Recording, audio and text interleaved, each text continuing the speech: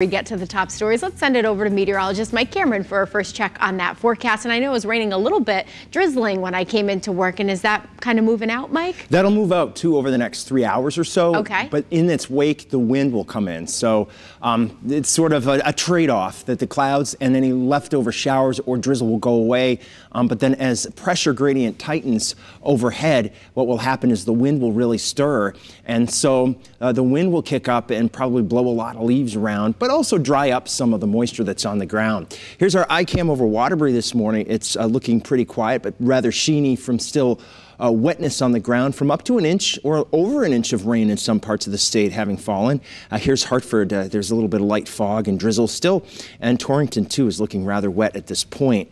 And we do expect inland for the clearing to happen early to mid-morning. So 8 o'clock in the morning, you should be seeing a little bit of sun out there as we head towards noontime and into the afternoon. I think we'll see a partly cloudy sky.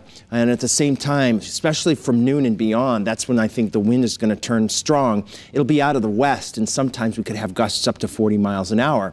And the same thing can be said over the shoreline. We'll see partly sunny skies through the day, and the wind is going to stir.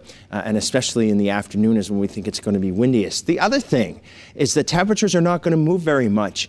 They'll be in the 40s and stay there all day long. That's where they are now. So we're really not going to see much change to the mercury from now all the way through the end of the day. In fact, during the afternoon, if anything, temperatures might fall back a few degrees.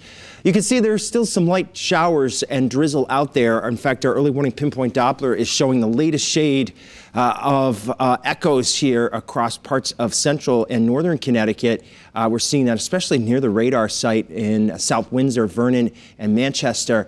So there'll be some drizzle and some light sprinkles on Kelly Road, Oakland Road, Route 30, and the Hartford Turnpike.